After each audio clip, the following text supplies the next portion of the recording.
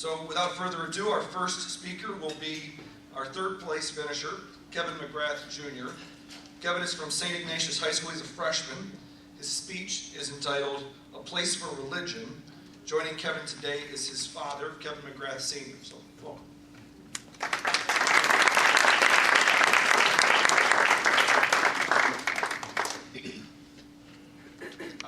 Just a full disclosure, I suffered a concussion Saturday, so a little bit of a tough week of preparation. Before I begin this morning, would you all please join me in a moment of silent prayer? That's okay. You do not have to, and I apologize to those I may have offended by saying that. Why has our society become so hostile towards religion having a place in the public square, especially in schools? How have we come so far from a time when John Adams said, "Our Constitution was made holy for a moral and religious people. It is completely inadequate for that of any other." And how can we get back to the values set forth by our founding fathers and allow for a free exchange of ideas, even religious ones, without offending anyone?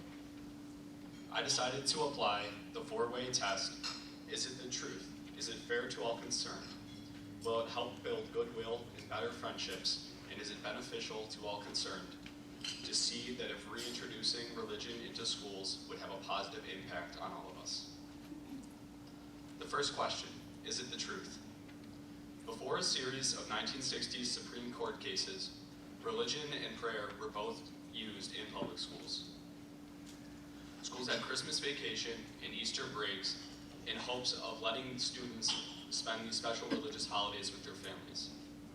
However, after the court cases of the 1960s, schools completely took prayer and the Bible out of schools and replaced the break terms with completely more generic terms. But by doing this, have we created a sense of hostility towards public displays of religion? Have we prevented ourselves from appreciating other religions and thereby increasing the stereotypes that often arise from a lack of knowledge? We are all aware of the high school football coach that was suspended and later fired for praying silently after one of his big games. Based on this story and many others like it, we can clearly see that religion and fear of religion is real in our schools today. Second, is it fair to all concerned? Can we reintroduce religion into our schools by a means of teaching tolerance of all religions? As of 2014, 10 states, including most recently the state of Kentucky, have passed laws which allow each day to begin with a moment of silence. Students of all faiths can take a moment to give thanks and praise to their God as they feel appropriate. Would this moment of silence or prayer greatly influence a student's behavior for the rest of the day? If a child is agnostic, you could take this time to just simply relax and to reflect on the day ahead. Some public schools have also begun teaching the Bible as a literary work of art rather than as the Word of God. This exposes students to a greater understanding of history, culture, and human life lessons. According to a recent Huffington Post article, Frank Breslin has been teaching the Bible to high school students for well over 30 years. After the 6-week course ended, he stated that it seems as if students had been waiting for years for an occasion to discuss these questions without fear of censor and receive not only one, but many answers. Third, will build goodwill and better friendships. By exploring Christianity, Judaism, Islam, and other religions in schools, students will better be able to appreciate the similarities and differences in each of us. This is something that will undoubtedly have a profound positive impact on society. With greater knowledge, would a student hesitate before making a sarcastic remark that might offend anyone? Would the student feel at ease saying Merry Christmas or Happy Hanukkah to a fellow classmate?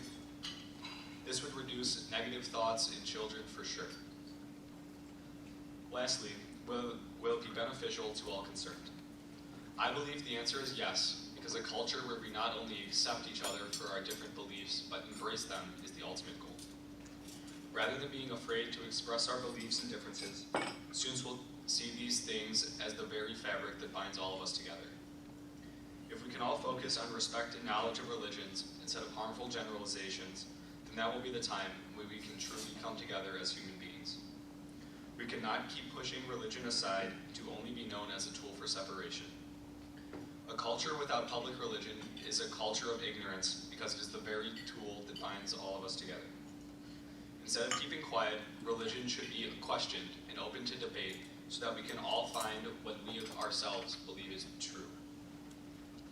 Knowledge leads to the truth, and the truth is that religion is not harmful, it is not scary, it is the exact opposite.